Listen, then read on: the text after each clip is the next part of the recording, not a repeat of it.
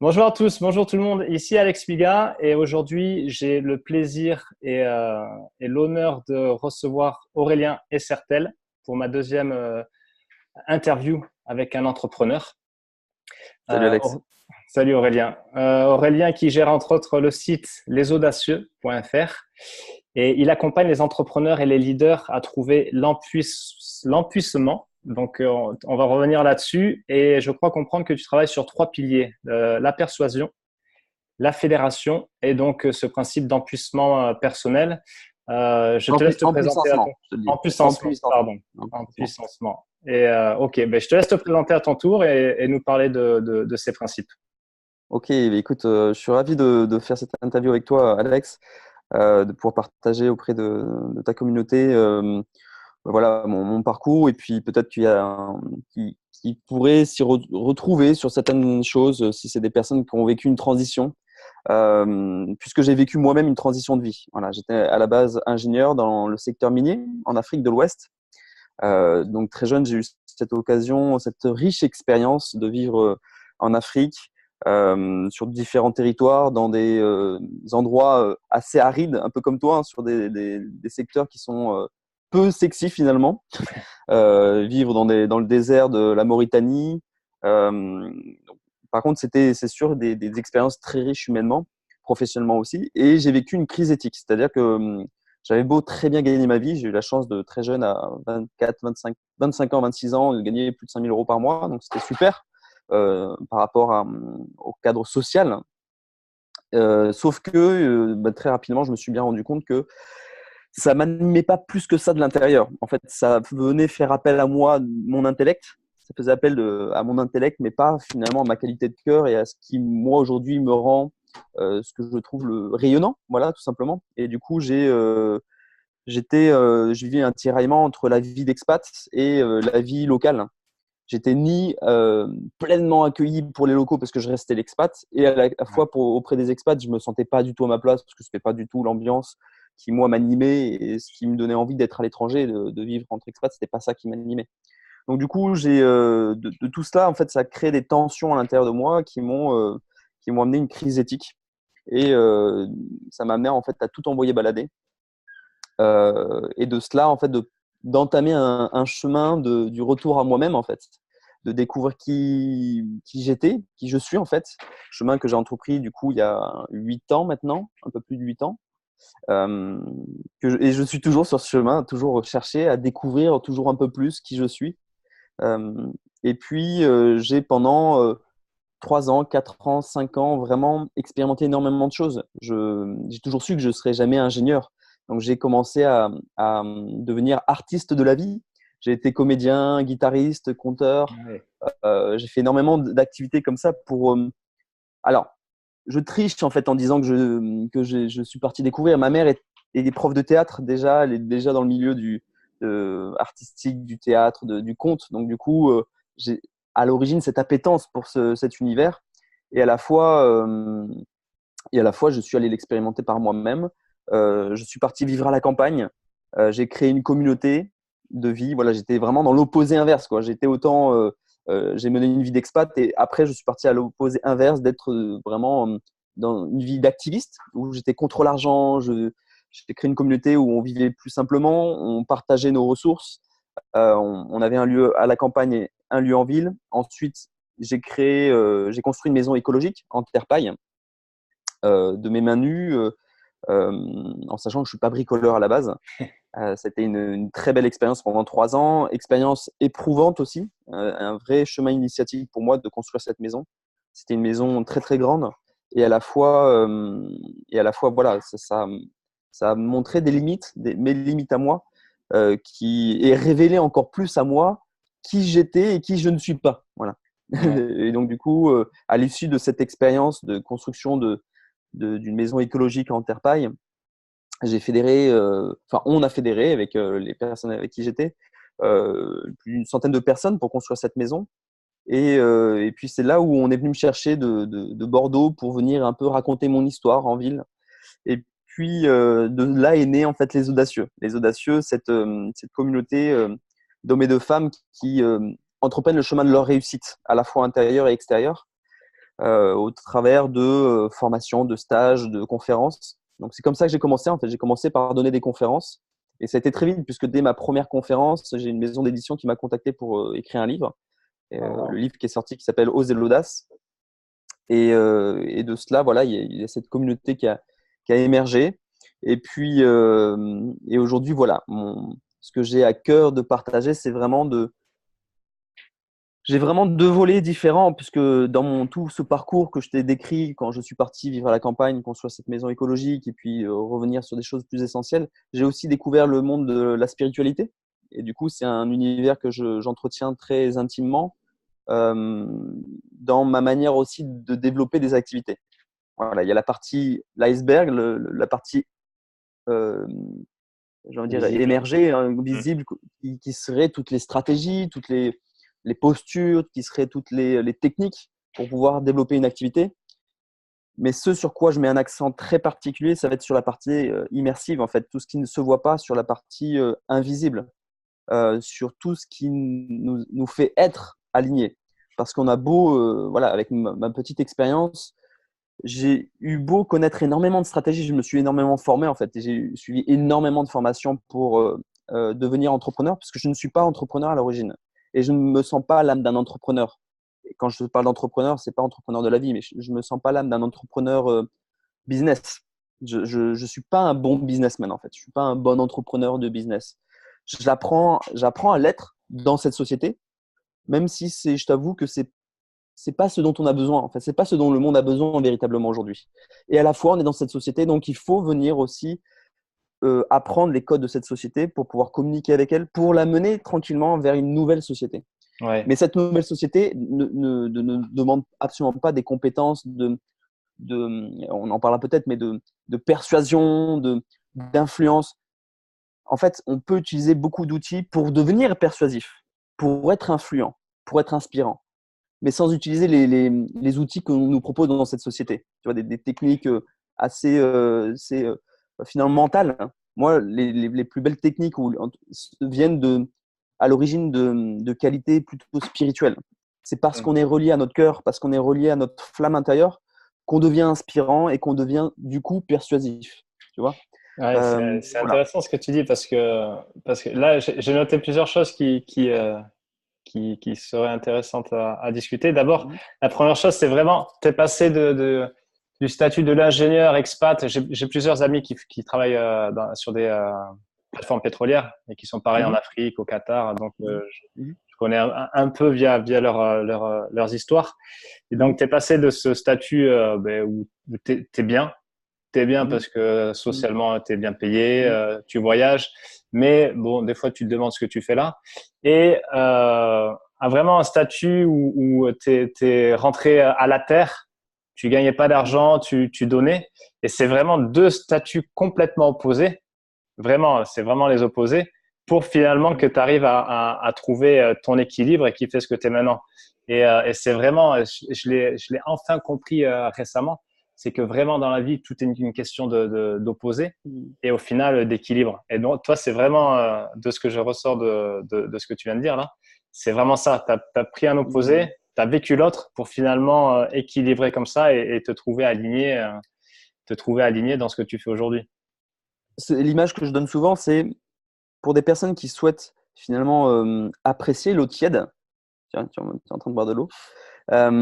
C'est à la fois, il est important de toucher l'eau chaude, mais si tu veux découvrir l'eau tiède, tu es obligé de toucher l'eau froide. Parce que si tu touches que l'eau chaude, quand tu toucheras l'eau tiède, elle sera froide. Ouais. Ou inversement, si tu touches l'eau froide et tu touches l'eau tiède sera chaude. Donc en fait, il est important et pour moi nécessaire de vivre des extrêmes, de toucher des extrêmes juste pour jouer déjà. Tu vois, la vie, c'est un jeu. Donc, j'ai joué la vie d'expat, c'était cool. J'ai joué la vie je ne vais pas dire du SDF, mais presque. En fait, j'ai vécu pendant 6 mois avec j'ai envie de dire des punks à chiens. Tu vois, j'avais vraiment vécu en mode très alternatif à Ah l'extrême. oui. Et en fait, de ces deux extrêmes, petit à petit, je reviens vers un équilibre. J'y suis, à mon sens, pas encore. En fait, si j'y étais, je ferais pas face à des dragons auxquels je suis confronté encore aujourd'hui. Tu vois, donc j'ai encore plein de choses à vivre, des Bien polarités à sûr. vivre pour pouvoir justement toucher cet équilibre, cette justesse de vie, tu vois. Mm. Mais c'est exactement ça, en fait. En tout cas, il est beaucoup plus rapide et simple, même si on s'en fout de la rapidité, mais il est beaucoup plus finalement propice à trouver sa justesse, sa voie, la voie du milieu pour soi. Quand on réussit, quand on ose aller sortir de ses zones de confort et pour aller toucher des extrêmes, que de vouloir rester toujours en fait dans la voie parfaite et dans toujours tomber juste du premier coup. La plus grande difficulté, l'épreuve que les gens rencontrent, auquel moi je dois faire face par rapport aux gens que j'accompagne, c'est qu'ils veulent tout de suite trouver le bon ton, trouver la bonne stratégie. Et Ouais. en fait, souvent, moi, je te donne pas plus tard il y a une semaine, même pas, il y a une personne qui, après avoir été justement une gentille petite fille pendant de très nombreuses années, c'est une personne qui a un peu plus de 50 ans, elle souhaite justement être juste dans sa relation, sa prise de place, tu vois, dans le monde.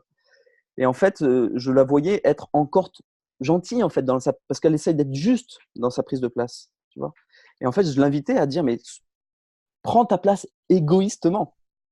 Pousse à l'extrême un petit peu plus, tu vois, parce que même en essayant de pousser à l'extrême, tu ne seras jamais égoïste complètement, parce que tu n'as pas t'as pas cette histoire. Mais du coup, pousse l'extrême pour te rendre compte à quel point, jusqu'où ça te rend d'être égoïste, enfin, entre guillemets, Ouais. pour ensuite trouver la juste place. Parce que si tu veux tout de suite, de la gentille petite fille, trouver la juste place, tu seras toujours trop gentille fille.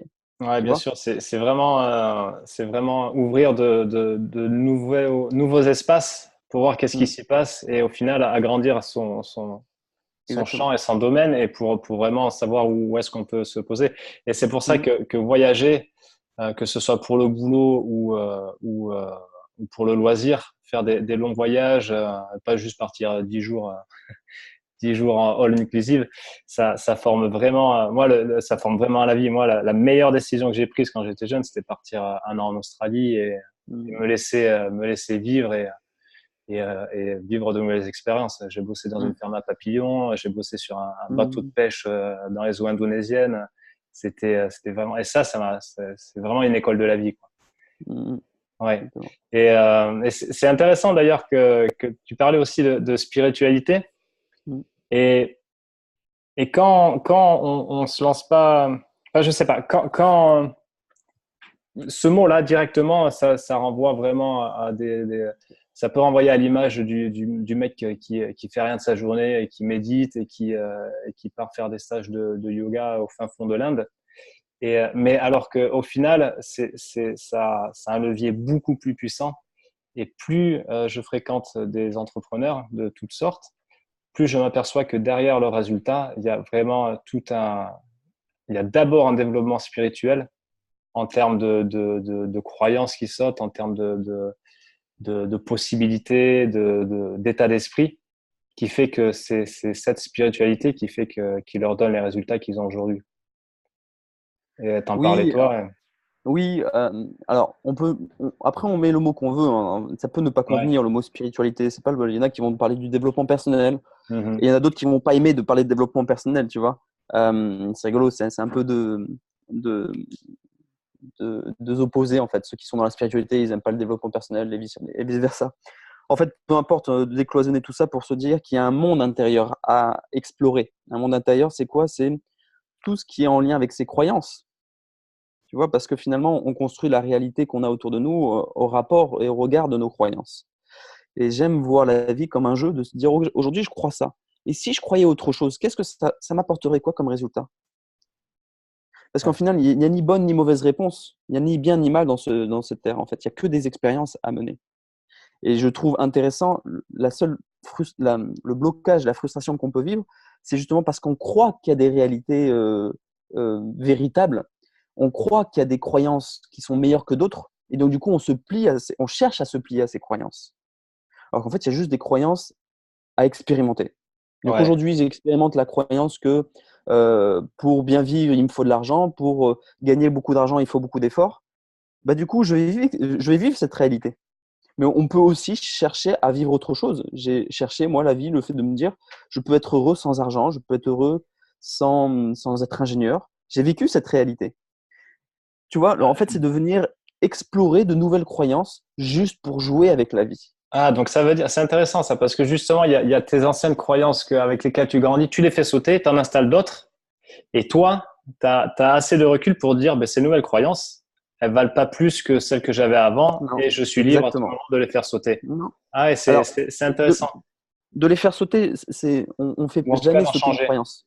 Voilà, c'est ça. On change une croyance, on ne peut pas Ouais. l'enlever. Par contre, aujourd'hui, j'accepte pleinement la réalité dans laquelle je suis avec mes croyances que j'ai aujourd'hui, mais je suis lucide de mes croyances. Je vois mes croyances, je vois comment elles agissent, je les Hmm. expérimente. Ah, donc tu as assez de recul et d'expérience pour justement accepter que tu es dans une croyance. Tu joues le jeu à fond et tu vois où ça te mène. Et bon, si là, faire entrer des ronds et bosser énormément, au bout d'un moment, ça te va plus, tu passeras à autre chose. Et pareil, tu Voilà. installeras, continuer à gagner de l'argent, Oui, mais en bossant 4 heures par jour. Ou, j'ai même envie de plus te dire, c'est que je sais déjà que en fait, en travaillant, en gagnant plus d'argent, c'est absolument pas ça qui va me rendre heureux. Je hmm, le sais en fait. Je sais que le bonheur, il est ailleurs de toute la partie extérieure. Et ça, je le construis, je l'alimente chaque jour, un petit peu. Ça, c'est quelque chose qui fait partie de mon monde intérieur. Tu vois, c'est mon univers intérieur que je chéris, que je préserve. Mais ensuite, je suis dans cette expérience de vie, le monde incarné. Et ben dans cette expérience, j'ai envie de tester, j'ai envie de m'amuser en fait.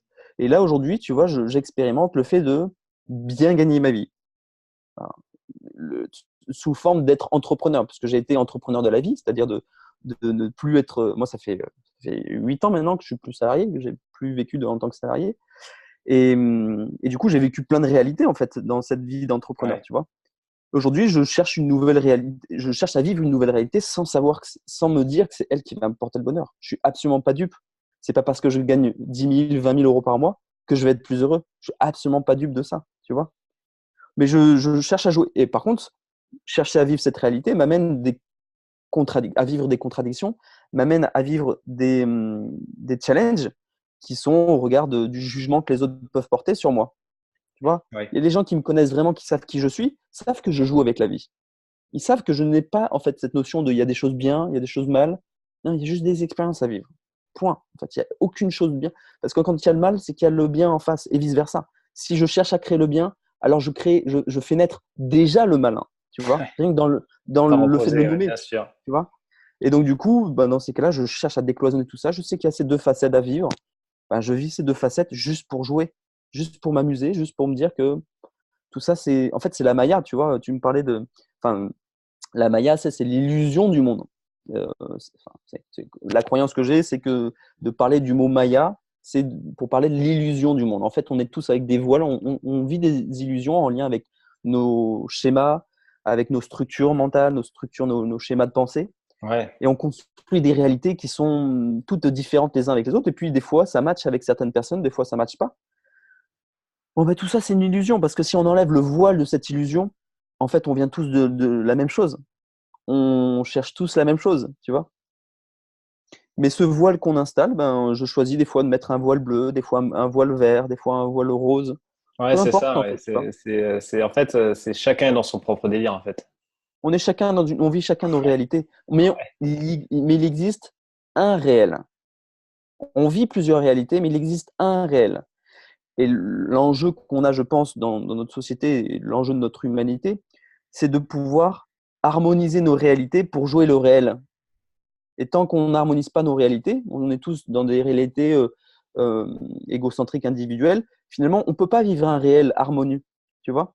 Donc l'enjeu, pour moi, l'enjeu, il est là. C'est de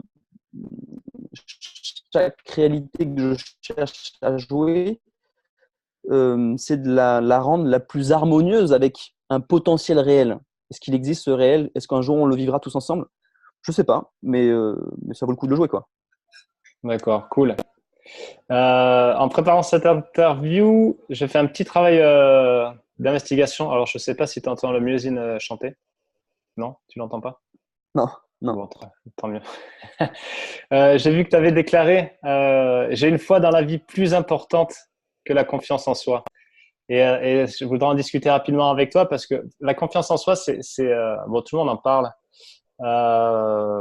et tout le monde quelque part cherche à avoir confiance en soi. Ça fait longtemps que je suis pas trop d'accord avec cette idée et je pense pas qu'il faille vraiment être confiant pour réaliser quelque chose parce que Mhm. ça s'acquiert pas. La seule chose qui te permet d'être gagné de la confiance, c'est au final de passer à l'action. Et je pense que Mhm. plus que de la confiance, il faut vraiment de l'audace. Ça tombe bien, t'es un audacieux et surtout de courage. Parce que je pense que ça vient après et c'est pas une condition sine qua non pour réussir que Bien d'être sûr. confiant en soi. En fait, je vais mettre les deux pieds dans le plat, c'est peut-être plus simple. Pour moi, moi-même, je suis aussi quelqu'un qui parle de confiance en soi, tu vois. Sauf qu'en fait, la confiance en soi n'est qu'un levier marketing.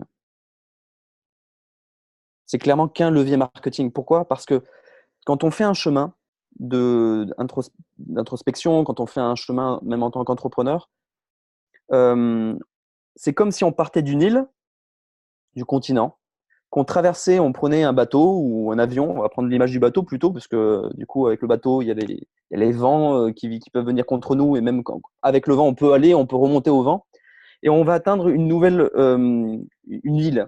Ça va être l'île de la nouvelle croyance, avec une nouvelle réalité. Sauf que quand on fait tout ce chemin, on va parler des gens qui accompagnent maintenant d'autres personnes, qui ont du coup vécu une transformation. Quand on vit une transformation, tout ce chemin, tout ce voyage dans le bateau, on arrive sur cette île, on extrait l'élixir de ce voyage, de cette transformation, et on acquiert du coup une nouvelle réalité. Et là, on se rend compte dans cette nouvelle réalité que, en fait, la confiance en soi, ça veut rien dire. Ça veut absolument rien dire la confiance en soi, en fait, parce que par définition, quand tu deviens acteur de la vie, entrepreneur de la vie, tu ne peux pas avoir confiance en toi, en toi, puisque tu découvres des choses que tu n'as jamais faites. Donc, quand tu ne sais pas Ouais. faire quelque chose, forcément, tu manques de confiance. C'est normal. Par contre, quand tu es sur cette île, si tu veux communiquer et parler aux gens qui sont restés encore sur la même île, il ne faut pas leur parler de ce que toi, tu as vécu et ce que tu sais maintenant. Il faut que tu leur parles de leur réalité, de ce qu'ils pensent vrai Ouais, sinon, à ça l'instant n'aurait pas T. de sens Donc, pour eux. voilà. Donc, si tu leur parles aujourd'hui, tu leur dis, mais non, mais la confiance en soi, ça n'a aucun sens. Pour eux, mais non, mais moi, c'est ce qui me manque. Je ne prendrai pas ce bateau si j'ai pas confiance en moi. Donc, du coup, en fait, qu'est-ce qu'on fait? Et c'est un levier marketing, c'est un levier juste de la rhétorique. On se met, on vient, on revient sur l'île, sur le continent plutôt, et on vient leur parler de ce qu'ils pensent qu'ils auraient besoin pour traverser pour faire la transformation. Donc, en fait, l'histoire de la confiance en soi, tout le monde en parle juste parce que on fait ce chemin de revenir là où en sont les gens et leur parler de ce qu'ils pensent qu'ils auraient besoin. Parce que si on dit aux gens ce qu'ils ont besoin pour pouvoir traverser, ils feront jamais le voyage. Si Mhm. j'explique aux gens tout ce qu'il faut pour pouvoir construire une maison en terre paille, il n'y a personne qui construit une maison. Je te le dis tout de suite. Par contre, si je me mets du point de vue de la personne qui aimerait construire sa maison, où je viens lui donner toute la beauté que ça va lui apporter en fait de vivre dans une maison en terre paille, tout ce qu'il faut savoir, de son point de vue à lui, alors il va peut-être se lancer dans cette aventure. Et ce Ouais, sera bien sûr. merveilleux parce que on s'en fout finalement d'avoir une maison en terre paille. C'est pas finalement dans cette réalité, on s'en fout. On pourrait vivre juste dans un appart, ça suffit.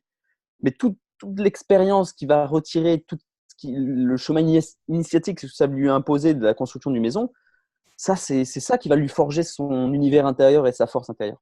Donc voilà pour l'histoire de la confiance en soi. En fait, c'est presque bullshit. C'est juste qu'on en parle parce qu'on sait c'est ce que les gens croient qu'ils ont besoin. Donc ok, moi j'étais pareil, je pensais avoir besoin de confiance en moi. Finalement, je me rends compte que j'ai encore aujourd'hui pas confiance en moi sur plein de choses. C'est normal. C'est Parce ce qu'il y qui a plein fait de choses que j'ai avancer. pas encore fait. Mais oui.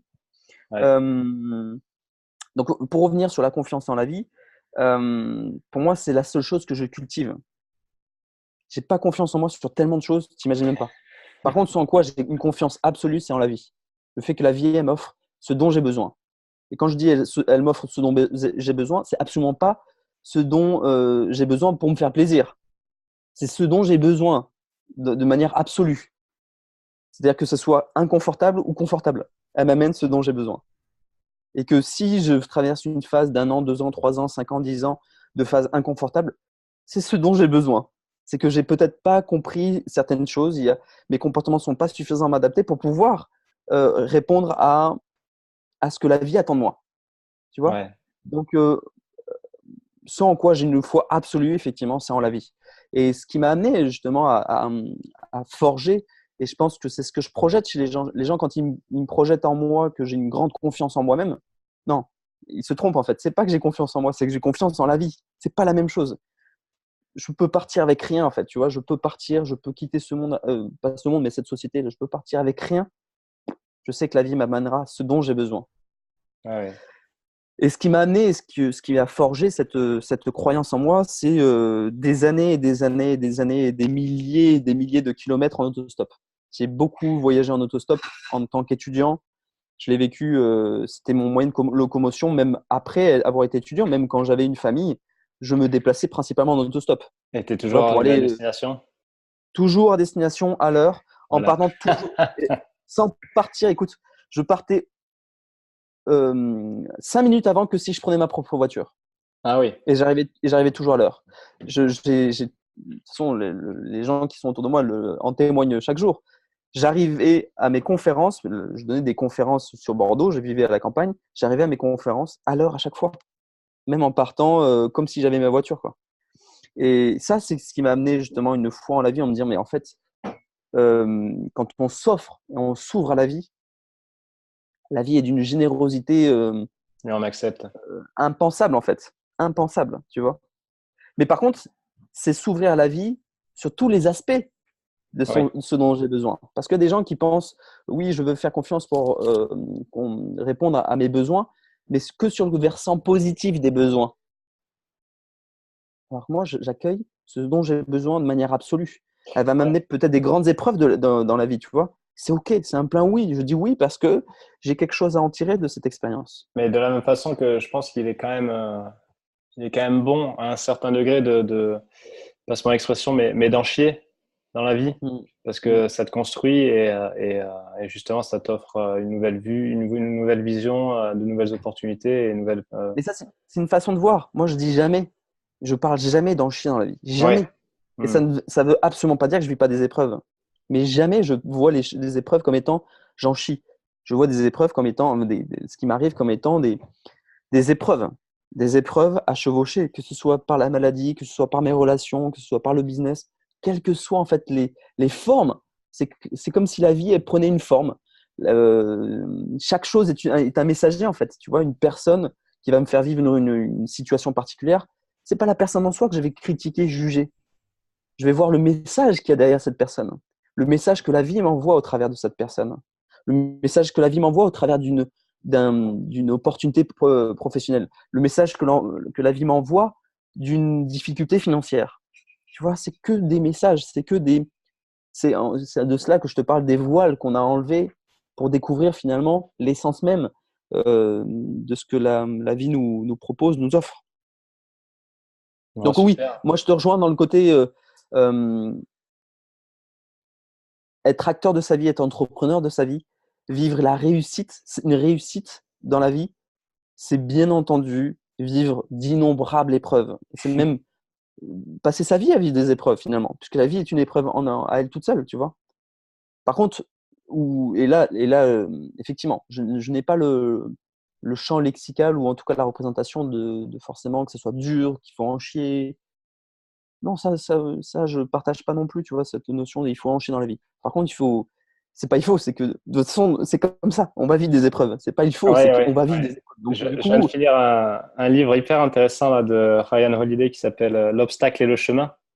mhm, Et justement, et ça m'a amené à penser que quel que soit justement le chemin qu'on choisit, donc mhm, de soit se lancer à son compte ou justement de rien faire, etc., tu auras mhm, toujours des obstacles. Soit que mhm, tu devras batailler au RSA, soit que tu devras monter des systèmes mhm, d'acquisition, soit mhm, que si tu veux voyager, il faudra toujours, enfin, quel que soit le chemin que tu choisis, tu auras des obstacles à franchir au final mhm, pour continuer à mhm. avancer. Donc autant choisir tes obstacles Exactement. et qui te rendent meilleur à la fin du voyage.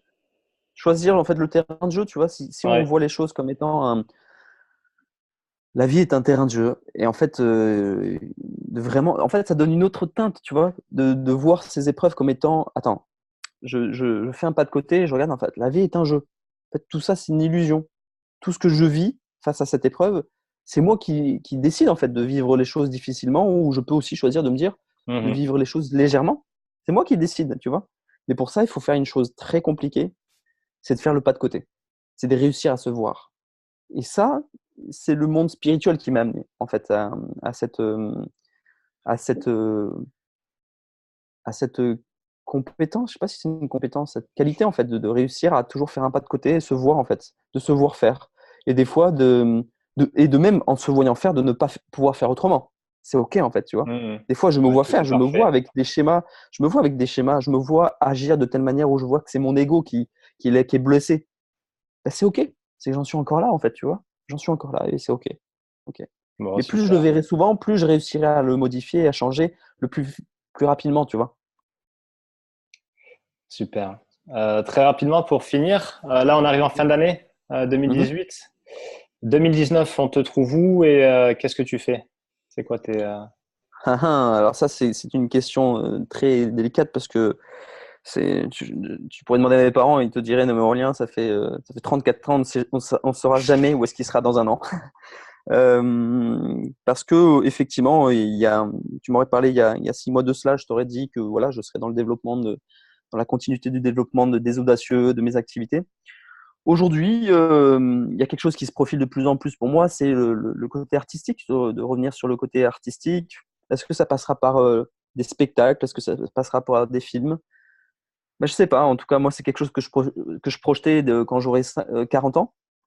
Mais les choses s'accélèrent et je pense que ça peut arriver plus vite que prévu. Donc, dans un an, si tu me vois, je sais en pas, à la affiche? réalisation soit là en haut de l'affiche, ou à la réalisation d'un film, ou dans dans un spectacle de danse, peu importe en fait, c'est pas improbable. Voilà. Bon, super. C'est cool parce que on sent vraiment que tu t'interdis rien. Et Mm. ça, c'est top, Mm. ça. Donc, à partir du moment où tu Oui, t'interdis rien, tu es ouvert à tout et c'est du coup, tu alors. reçois.